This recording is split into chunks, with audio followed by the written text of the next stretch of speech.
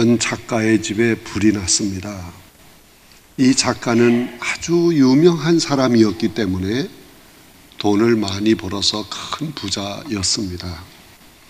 이 작가는 화재의 현장에서 비로소 자기 인생에 있어서 가장 중요한 것이 무엇인가를 발견하게 되었습니다.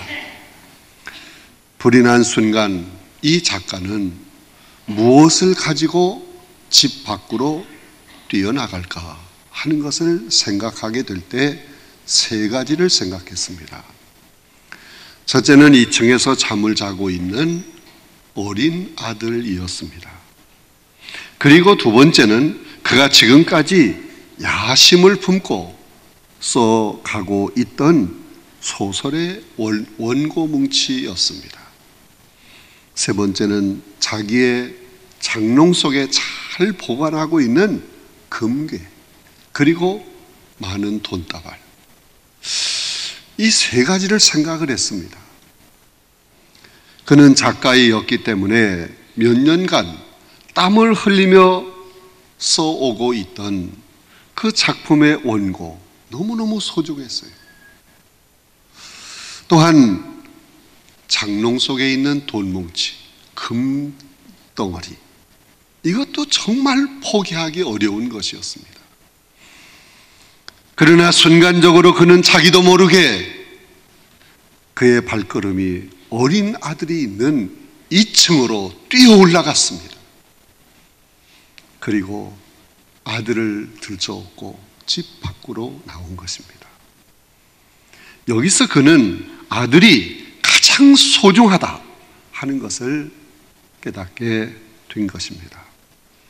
인간에게는 이처럼 생명이 그 무엇보다도 소중한 것입니다. 인간의 생명이 가장 소중하다고 하면 그 생명을 우리에게 주시고 그 생명을 지켜주시는, 생명의 근원이 되시는, 생명의 주인 되시는 하나님은 얼마나 더 소중할까 하는 것을 생각해야 합니다. 요한복음 14장 6절에 보면 예수님이 말씀을 하셨습니다. 내가 곧 길이요 진리요 생명이니 나로 말미암지 않고는 아버지께로 올 자가 없다. 하나님 나라에 갈 수 없다 하는 말씀인 것입니다. 그러므로 예수님이 곧 생명이시라는 겁니다.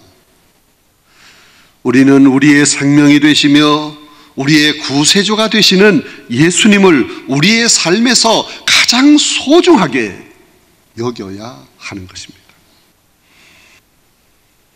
그러나 사람들은 하나님을 볼 수 없다고 하는 이유로 쉽게 믿으려고 하지 않습니다.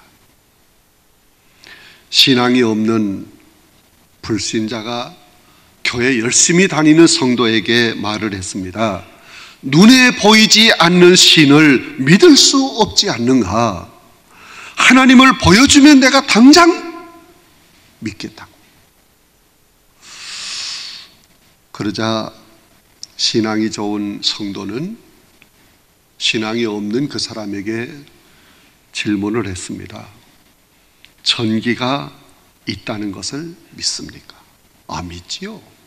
아니, 보이지 않는 전기를 어떻게 믿을 수 있습니까?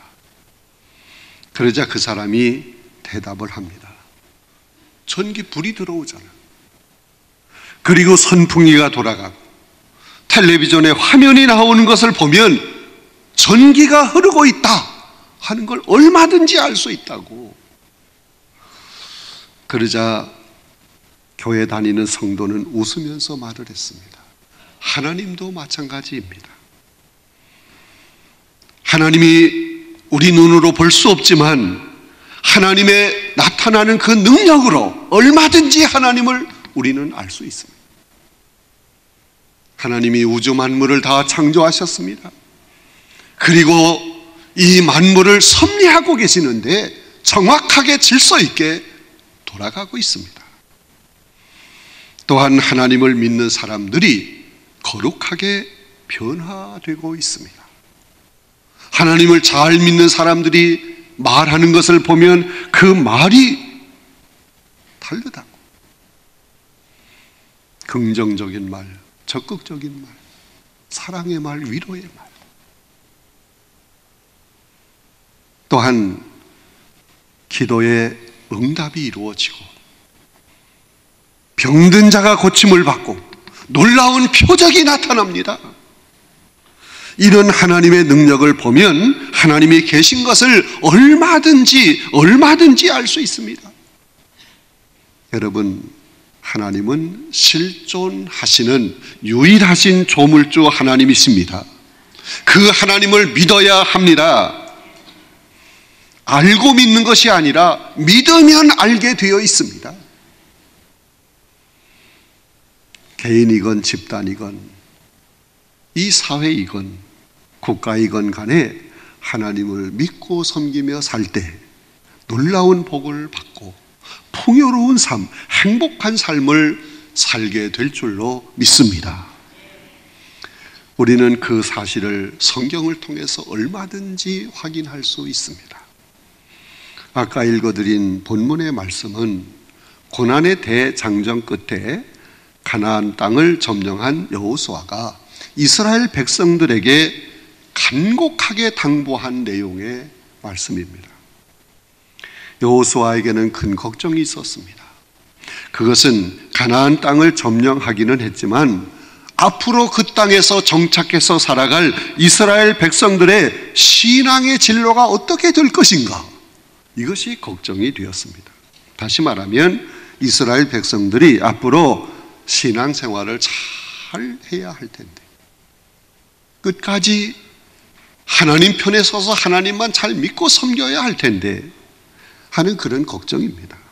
그 당시 유일 신앙을 가진 민족은 이스라엘 백성들 뿐이었습니다. 가나안 땅에 들어와서 정착하게 살 때 그 땅을 비롯한 주변 국가들의 그 사람들은 범신론, 다신론 신앙을 가지고 있었습니다. 그러니까 영토 전쟁은 승리했지만 앞으로 이스라엘이 겪어야 할 신앙의 전쟁이 이것이 문제였습니다. 그래서 여호수아는 이스라엘 백성들을 향해서 신앙의 결단을 촉구하는 말씀을 준 것입니다. 그 말씀이 뭡니까? 첫째는 오직 하나님만 믿고 섬기라고 한 것입니다. 오직 하나님만 믿고 섬겨라. 그동안 이스라엘 백성들은 오직 유일신 하나님만 믿고 섬겼습니다. 그러나 하나님을 바로 섬기지 못하는 것이 문제였습니다. 때로 그들은 하나님을 섬긴다 하면서도 우상을 섬기기도 하고 이방신에게 경배도 하고 했습니다. 자꾸 흔들렸습니다. 그러므로 여호수아는 이스라엘 백성들에게 14절에서 그러므로 이제는 여호와를 경외하며 온전함과 진실함으로 그를 섬기라. 너희의 조상들이 강 저쪽에서 섬기던 신들을 치워버리고 여호와만 섬기라고 했습니다. 계속해서 15절에 보면 만일 여호와를 섬기는 것이 너희에게 좋지 않게 보이거든 너희 조상들이 강 저쪽에서 섬기던 신들이든지 또는 너희가 거주하는 땅에 있는 아무리 족속의 신들이든지 너희가 섬길 자를 오늘날 택하라. 오직 나와 내 집은 여호와를 섬기겠노라 라고 하였습니다. 이 말씀은 오직 하나님만 섬겨야 한다 하는 결단을 촉구하는 말씀인 것입니다. 그런데 어떤 태도로 섬겨야 하느냐? 성실과 진정으로 섬겨야 한다고 했습니다. 하나님을 섬기는 마음의 태도가 먼저 바르게 정립되어야 한다는 말씀인 것입니다. 진실이 결여된 예배, 불성실한 태도로 하나님을 섬기는 태도, 이것은 잘못된 것이라는 얘기입니다. 예수님은 요한복음 4장 23절에서 아버지께 참되게 예배하는 자들은 영과 진리로 예배할 때가 오나니 곧 이때라. 아버지께서 자기에게 예배하는 자를 찾으시느니라. 그리고 요한복음 4장 24절에 하나님은 영이시니 예배하는 자가 영과 진리로 예배할지니라 말씀을 하셨습니다. 하나님은 성실하시고 신령하시고 진실하신 분이기 때문에 하나님께 드리는 예배와 경배도 성실과 진정한 예배를 드려야 한다는 말씀인 것입니다. 성실하다고 하는 것은 자기 역할을 최선을 다해서 잘 감당하는 모습을 말하는 것입니다. 설교자는 설교에 성실해야 합니다. 기도하는 사람은 맡은 기도에 성실해야 합니다. 안내위원, 헌금위원, 교사, 찬양대 모두가 다 성실한 자세로 하나님을 예배해야 하는 것입니다. 또 진정이라고 하는 말은 섬기기로 작정한 깨끗한 마음을 얘기하는 거예요. 하나님은 하나님만을 섬겨야 될 사람이 우상을 겸해서 섬기는 그런 신앙의 태도를 뭐라고 표현합니까? 영적인 음행이다. 그렇게 표현을 합니다. 우리 하나님이 가장 싫어하는 것은 영적인 간음이에요. 그래서 여호수아는 너희 조상들이 애굽에서 섬겨오던 신들을 치워버리라. 그리고 오직 여호와만을 섬기라. 말씀을 한 것입니다.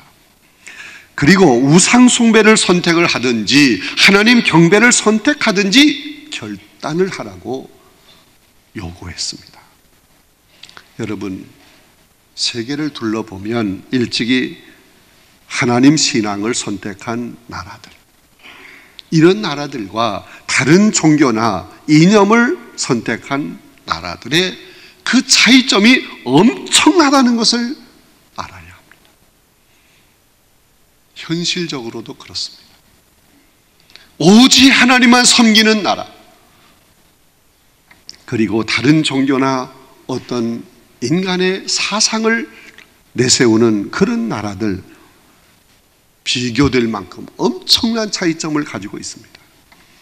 우선 GNP가 높은 나라들을 한번 여러분이 검색해서 찾아보세요. 몇 년 전의 통계이지만 미국을 비롯해서 노르웨이, 스위스, 덴마크, 스웨덴, 오스트리아, 캐나다, 이 GNP가 다 높아요. 4만 불에서 시작해서 5만 불, 8만 불까지 막 올라가는 GNP가 아주 높은 나라들입니다. 그런데 이 GNP가 높은 모든 나라들이 다 기독교 국가다라는 사실을 여러분이 알아야 합니다. 바로 이것이 오직 하나님만 섬기는 그 나라, 그 백성을 하나님이 복을 주신다 하는 것이 입증되고 있는 것입니다. 반대로 마르크스주의나 사신 우상을 선택한 그런 나라들은 오늘날의 실상이 어떻습니까? 너무 힘들고 어려운 상황에 처해 있는 것을 볼 수 있습니다. 이러한 현실이 우리에게 주는 교훈이 무엇입니까? 시편 33편 12절에 보면 여호와를 자기 하나님으로 삼은 나라, 곧 하나님의 기업으로 선택된 백성은 복이 있도다 라는 말씀이 있습니다. 이 말씀이 진리인 것을 알 수 있습니다. 개인이나 가정이나 이 나라, 이 백성이 힘써야 할 일은 오직 하나님만 믿고 섬겨야 한다는 말씀인 것입니다. 두 번째, 여호수아는 모두 다 하나님 편에 서야 한다고 하였습니다. 여호수아는 이스라엘 백성들에게 너희는 오늘날 섬길 자를 택하라고 하였습니다. 이 말씀은 우상을 치워버리고 오직 하나님 편에 서라는 말씀인 것입니다. 여호수아는 자신과 자기의 가족은 이미 하나님을 섬기기로 작정을 했다, 결정을 했다 하는 사실을 백성들에게 알리면서 이 백성들이 하나님만 섬기며 살 것을 결단하라고 요구하고 있는 것입니다. 나와 내 집은 여호와만 섬기겠노라. 여호수아의 이 선언 한마디가 망설이던 이스라엘 백성들의 그 마음에 결정적인 큰 영향을 준 것입니다. 여호수아의 말을 들은 이스라엘 백성들은 여호와를 버리고 다른 신을 섬기는 일을 우리가 결단코 하지 않을 것이라고 말을 합니다. 지도자의 신앙의 결단이 백성들에게 큰 영향력을 끼치는 것입니다. 여러분, 노르웨이라고 하는 나라를 생각해 보세요. 본래 이 나라는 바이킹에 의해서 나라가 통치되던 나라입니다. 바이킹은 주로 바다에서 활동 무대로 삼고 전쟁을 즐기던 전투적인 사람들입니다. 다시 말하면 배를 만들어 바다로 나가서 약탈을 하고 아주 많은 사람들을 괴롭히는 소위 그 당시 깡패와 같은 나라가 노르웨이입니다. 그들은 주후 800년에서 105년까지 약 250여 년간 바이킹이 다스리는 나라로서 탐험과 무역과 영토 확장하는 일에만 힘썼어요. 콜럼버스보다 500년 전에 그들은 배를 만들어 그 배를 타고 나가서 이렇게 많은 사람을 괴롭히는 삶을 살았던 것입니다. 그런데 주후 1050년에 이 바이킹들이 영국과 불란서에서 기독교를 받아들이면서 이 바이킹 시대가 끝나고 기독교 국가가 된 것입니다. 지금 그 나라 국민 97%가 기독교인들입니다. 국회에서 외국 관광객을 위해서 카지노를 설치하는 법안을 결의를 한 적이 있습니다. 그러자 그것은 국민 정서에 맞지 않고 도덕적 타락의 원인이 된다 하는 이유로 백성들이 부결시킨 나라가 노르웨이입니다. 스칸디나비아에 있는 나라들 대부분이 이 바이킹 국가였는데 하나님을 섬기는 기독교를 받아들인 이후로 그들은 선진 국가가 된 것입니다. 하나님 편에 서는 나라들이 잘 사는 나라가 되는 것입니다. 오직 하나님만 섬기는 나라들이 선진국이 된다는 것은 너무도 자명한 사실입니다. 오직 하나님만 섬기고 하나님 편에서 하나님만 의지하고 사는 사람이 복을 받는 행복한 사람이 되는 것입니다. 자, 여호수아는 세 번째로 하나님 편에 서야 하는 이유를 알아야 한다고 한 것입니다. 본문 17절, 18절에 보면 하나님 편에 서야 할 이유를 여기 설명을 하고 있습니다. 첫째는 하나님은 인도하시는 분이기 때문에 늘 하나님 편에 서야 한다. 본문 17절에 보면 이는 우리 하나님 여호와께서 친히 우리와 우리 조상들을 인도하여 애굽 땅 종되었던 집에서 올라오게 하시고라는 말씀이 있습니다. 애굽에서 종살이 하던 이스라엘 백성들을 출애굽을 하도록 하나님이 인도하신 이 사건은 너무도 큰 극적인 사건이에요. 사람으로서는 할 수 없는 하나님이 하신 놀라운 사건입니다. 하나님이 그들을 애굽에서 구출해낸 것입니다. 종살이하던 그들을 건져낸 것입니다. 하나님은 하나님 편에 서는 사람들을 복된 길로 인도해 주십니다. 하나님 편에 서서 하나님의 통치를 받는 사람들, 하나님께서 그들을 앞길을 책임져 주시는 것입니다. 하나님의 통치는 언제나 선하고 완전한 것입니다. 그러므로 우리는 오직 하나님 편에 있어야 합니다. 또 하나님 편에 있어야 하는 이유 두 번째는 하나님은 큰 기적을 행하시는 분이기 때문이라고 하는 것입니다. 이스라엘은 하나님이 보여주시는 놀라운 기적을 수없이 경험했습니다. 홍해가 육지처럼 갈라지는 경험을 했습니다. 또 하나님은 광야에서 불기둥, 구름기둥으로 그들을 인도해 주셨습니다. 아침마다 흰 눈처럼 덮여있는 하나님이 주신 만나를 먹으며 살게 해주셨습니다. 이방 민족과 싸울 때 하나님이 능력의 손으로 승리의 길로 이끌어 주셨습니다. 아말렉과 싸울 때 완전한 승리를 거둘 때까지 해가 시간이 부족하니까 해를 중천에 정지시켜서 끝까지 승리하도록 초자연적인 기적을 보여주셨어요. 이런 기적은 수를 셀 수 없이 너무너무 많습니다. 또 세 번째, 하나님은 우리를 보호해 주시는 분이기 때문에 하나님 편에 서야 한다는 것입니다.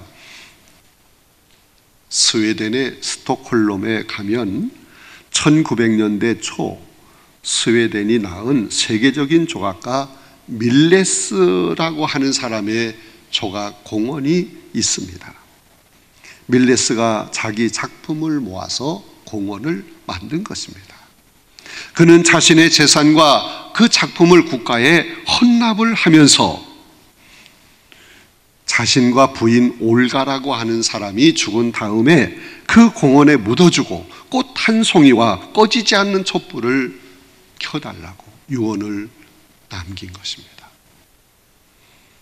지금도 그 무덤에는 촛불이 켜 있고 장미 한 송이가 매일같이 놓여 있다고 합니다.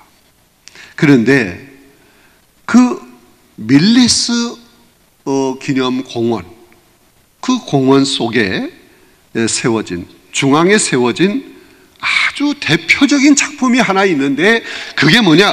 하나님의 손이라는 작품이에요. 하나님의 손.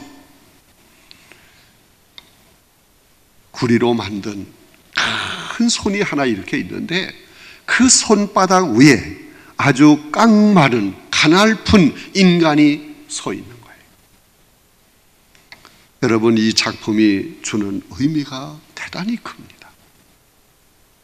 인간이 제 아무리 웅비의 나래를 펼지라도 하나님 손바닥 안에 있다. 우리 인간이 날고 기고 별짓 다 하고 세계를 움직이는 대단한 영웅적인 모습을 보인다고 할지라도 하나님 손바닥 안에 있는 것이다. 또한 인간이 하나님의 강한 손의 보호를 받아야 살 수 있다. 그리고 하나님의 보호와 그 능력 안에 있을 때 인간은 스스로 일어설 수 있다. 이런 여러 가지 의미를 담은 대표적인 작품이라고 합니다. 다윗은 시편 61편 4절에서 내가 주의 날개로 피하리이다 하는 말을 했습니다. 여러분, 하나님이 우리를 보호해 주셔야 합니다. 하나님의 날개 그늘 아래 우리를 지켜주셔야 합니다. 그래야 우리는 언제나 안전한 삶, 언제나 평안이 넘치는 삶, 행복한 삶 살 수 있는 줄로 믿습니다. 주님은 우리를 눈동자처럼 가장 소중한 보화처럼 지켜주시기를 원하십니다. 사랑하는 성도 여러분, 하나님 편에 서면, 하나님만 섬기며 살면 이 세상 어떤 보화보다도 몇천 배 귀한 존재로 하나님이 여기시고 하나님의 날개 아래 덮어주시고 오른팔로 보호하시고 지켜주시고 그 가는 길을 인도해 주실 줄로 믿습니다. 오직 하나님만 섬기며 살아야 합니다. 하나님 편에 서 있어야 합니다. 그럴 때 하나님이 그의 삶을, 그의 앞길을 책임져 주십니다. 개인이든지 여러분 가정이든지 이 사회, 이 민족 오직 하나님만 섬겨야 합니다. 그럴 때 살 길이 열립니다. 여러분의 문제가 해결이 됩니다.